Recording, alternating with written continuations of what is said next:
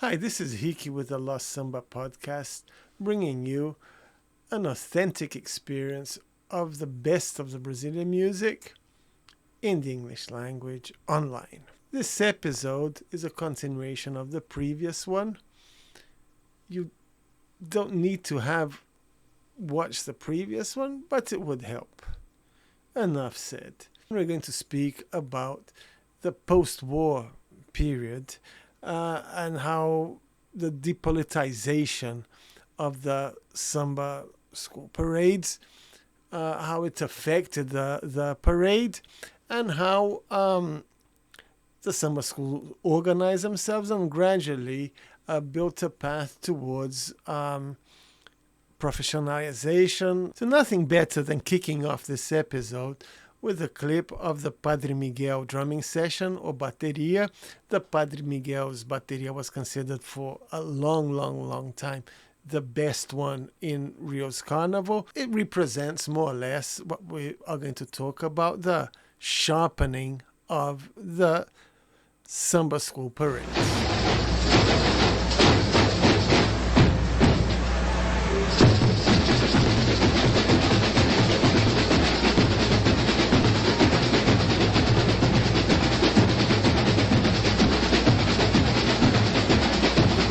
Represents, for me and for many proper analysts, probably the best period that Western civilization went through. First thing, there was hope, right? People thought that after defeating fascism and Nazism, humanity would go to a better place. Science took a huge leap. The economy grew a lot. For the first time, there was like a proper worry about human rights. The United Nations became a big force.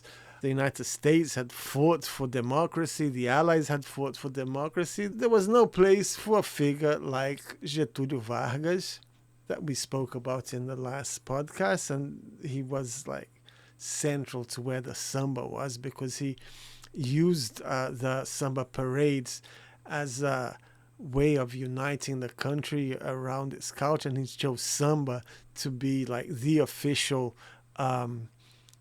music of the Brazilian people. His ways became seriously outdated, unacceptable. There was no place for a dictatorship. This is changing. Vargas today probably would have been seen with very good eyes by like the most powerful people in the planet. But this is obviously not the focus of this podcast.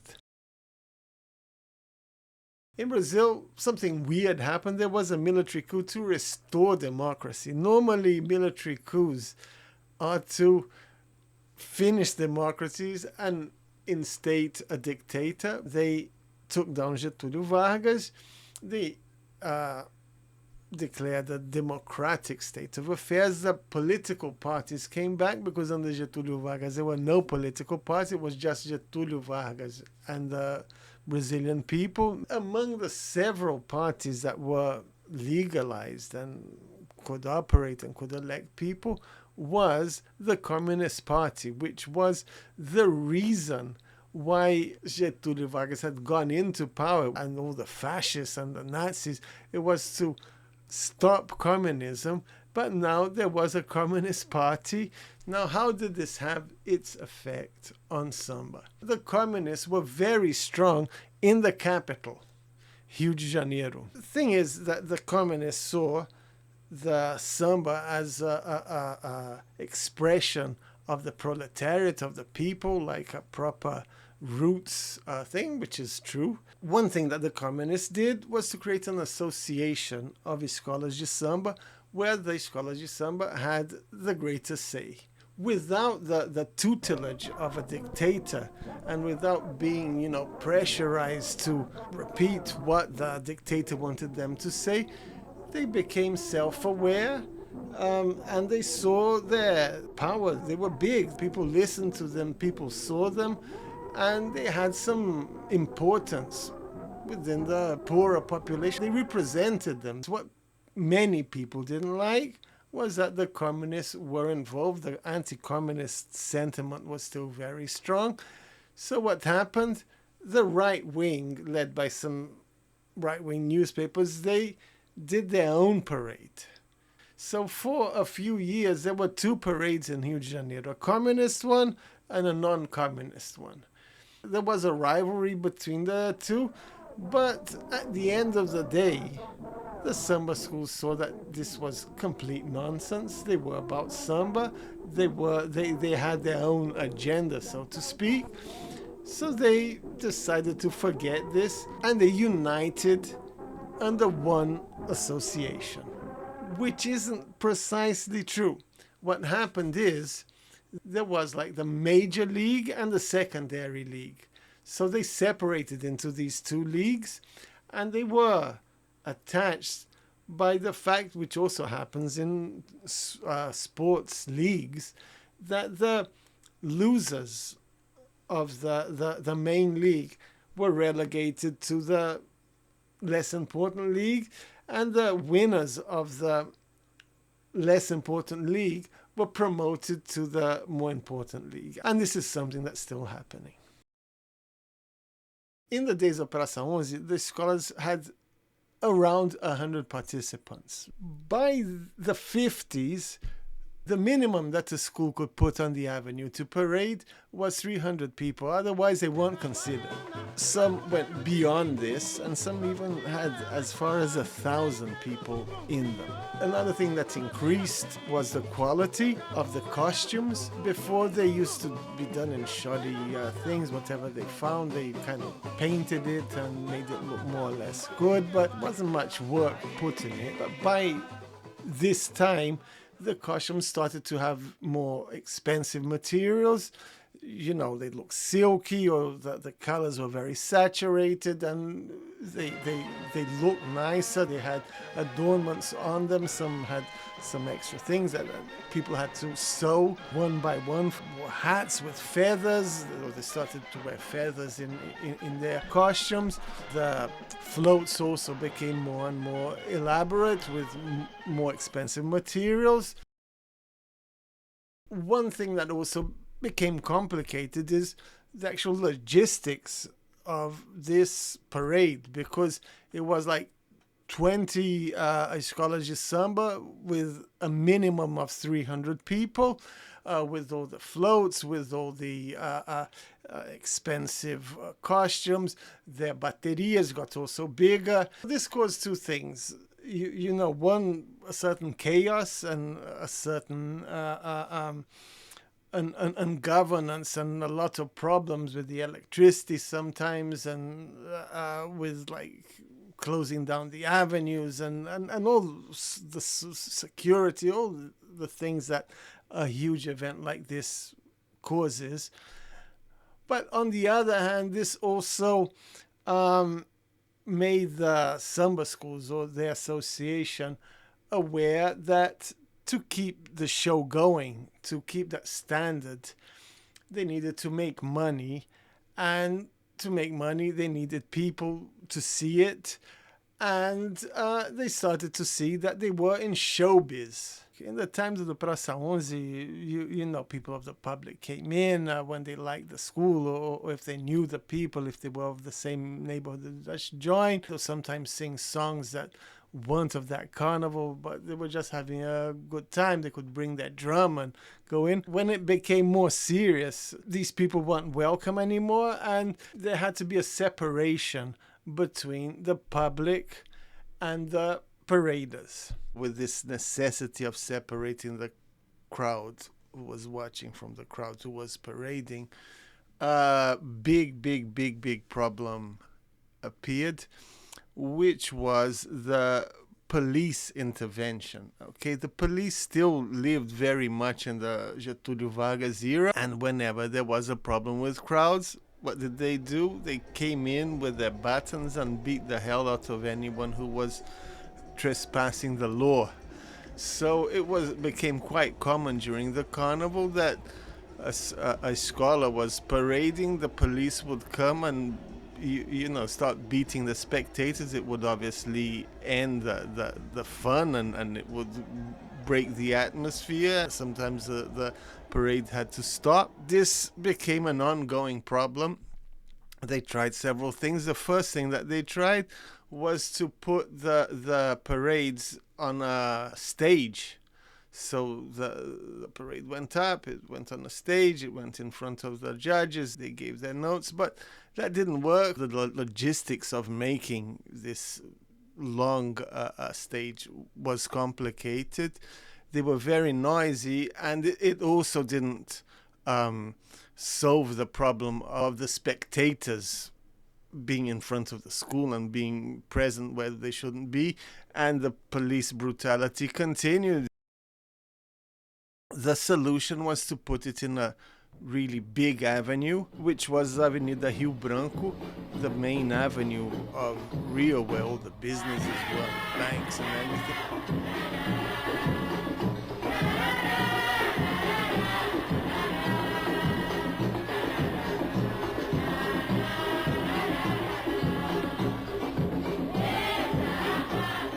Rio de Janeiro was still the capital, so it was the main avenue of the country. They put on stands where it was just for tourists. So you just needed to prove that you were from out of state. They'd let you stay there, but Cariocas couldn't go there. Only VIPs who with a special invitation could go there. And this didn't also solve it, but it was a step towards making the present carnival with like stands for spectators and the scholar parading in an organized way without people interrupting them or being in the way. Going to the Avenida Rio Branco deserves a little explanation. There was carnival in the Avenida Rio Branco prior to the scholars going there. The old days, it was where the rich people paraded in the cars. This was the traditional carnival, and there were what you call the grandes sociedades, and then there were the blocos. This is a completely parallel story of the carnival. To parade in a block, you didn't need to rehearse, you didn't need to buy a costume, you could do whatever you want, you could dress it however you want, so it was a much more popular carnival. By the way, the Deixa Falar became one of these blocos, much more accessible and probably in a way much more fun. It's not entirely true that it was more fun, because the parades, because you're with a costume, because it has all that organization, when you're in the avenue, it's like the greatest sensation of joy that you can have. It's really, it's a very strong experience. That's why the people loved parading with the escola. And we'll talk about this later. So now in the mid-50s, the parades had like much better media coverage. Needless to say, the technology also improved. You had these magazines, they put like beautiful photos in color of the parades, and the fame of the parades went abroad. Many tourists came in from other countries to watch the parades, and in this time the Brazilian government wanted to attract tourism to Brazil, so the carnival was one of the big attractions. This obviously changed a lot of the dynamics of the schools, right? It entered the capitalist era, if you want, because of this ever-demanding thirst for quality and for novelties and better visuals. They needed money.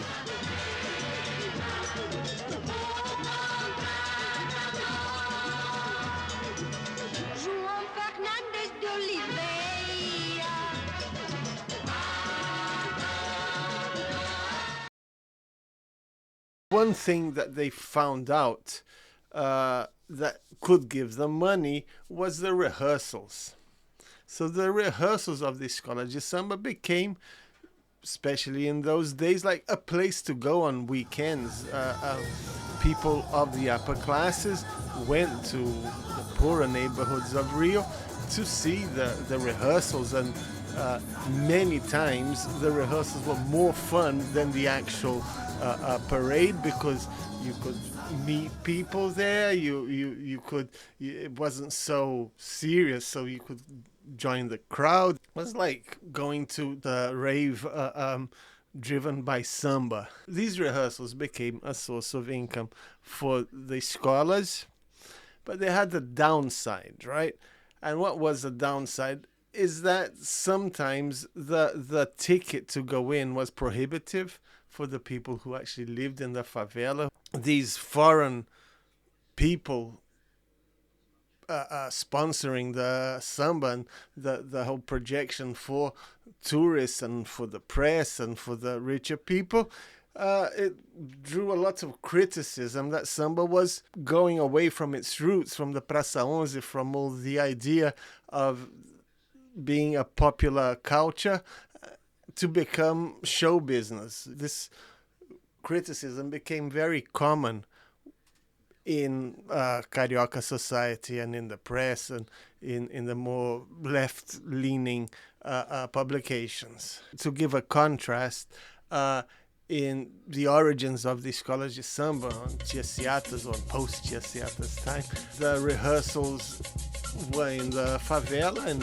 in a big house, and you just needed to walk in and join in the fun. It didn't ever pass anyone's mind to charge for someone to go in, and now you had to pay, and this obviously created a lot of resentment for these foreign people coming into that world. And you know, the monetization of the escolas de samba. Now in the 60s, the number of participants by now are around 1,000 per escola. Some have even 3,000. The media coverage is huge. Every year after the parades, the big magazines would make like a special edition for the desfile, full of pictures, and people wanted to see it, people wanted to go there, and they became fashionable. Gradually, people of the upper class became interested in not only going to the rehearsals and have some fun, but also in parading. In the main theater in the Municipal, there was a competition of costumes, like very luxurious competition, and these people started to be attracted to the escolas de samba because that was something that drew the attention of the press, of the TVs, that so-and-so, the guy who won the competition last year, was in the such and such escola de samba, and this brought attention and it brought money. It was a business. Whenever the escola needed like someone with a very expensive costume, they would let a rich person in. The person out of their pocket would invest in the costume, and they would parade like VIP feature of the escola. If people were already unhappy with the ways they were letting tourists into the rehearsals, when they let rich people into the parades, this attracted even more criticism, saying that these people were disfiguring the parades, the escolas de samba. One has to always remember that despite this being a business, the core of the school continued to be majority of the school who were from the neighborhood or from the favela. The escola represented, still very passionate about it, and the people with these costumes and with the expensive things, the foreigners, were still a very small minority. In this new configuration, right, with the press seeing it, with the parades being famous all over the world, and it attracted almost as much attention as football did. Well, whoever knows a bit of Brazil knows that Brazilians were very, very, very attached to football. In Rio, it became the big event of Carnival. The blocos and the other expressions of Carnival were fading out. And everybody just thought about the escolas de samba. This brought a new dynamic to the parades. the visuals became as important as the people's enthusiasm, as the music, as the baterias. The visuals were what brought the tourists, brought the reporters, and made the scholars win. So a new figure appeared in the escolas de samba, the figure of the carnavalesco, which was like the art director of the escola de samba. And these people became like a very, very, very powerful figure in the escola de samba. They took all the decisions. They organized the way the school looked. It was a proper art form, and these people are really great artists in their own right. He had to understand the samba, he had to understand the parade, and he had to be creative of how to make that kind of all fit together and look nice. And they created a lot of innovation. These art directors, they usually came from a different background. They were usually guys from the middle class who liked samba. You had to like it. Many of them came from ballet. Many of them came from the theater. They were scenographers. They brought some refinement to the scholars that was a bit alien to most of the people who participated in them. In any organization, if you win, people love you. If you don't, people hate you. So because they won titles, people really respected them and went with what they said. But this also created an entire industry with the funding and with the growth of the escola de samba. Many people started living out of it. There were the people who made the costumes and made the floats. The work started in June, July. It was in the middle of the year. And it became a profession. And later on, this is in the 80s, but it probably applies, or it comes from this moment. Many friends that I had who were in art school, this is where their income came from. They would work for the scholars de samba for half a year, and they'd make their money, and that's how they went into the art world. You see, the scholars de samba became a work market for these middle class kids who had money to go to college, and also for the people from the favela who were the labor there, and the ones who obviously were more talented. The group, it became an industrial thing. For the art students that I knew, it didn't pay extremely well, but it was, as you can imagine, a lot of fun, and this opened the doors for a lot of extracurricular adventures, and they all loved it. Anyway, we hope you like this podcast. It's going to continue. I reckon it'll be 4 or 5 episodes, so there's a lot of samba waiting ahead. And I wish you a great week. Até mais. Grande abraço.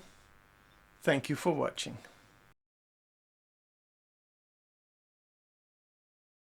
I would like to thank Fábio Freitas, who I don't know personally. I've never met, never even sent an email to him, but he has a brilliant podcast about the history of samba, and without it I would never have had the informations that I have. I'm going to leave the link below in the explanations of this podcast, and if you're curious to really go into detail, I recommend watching his podcast. And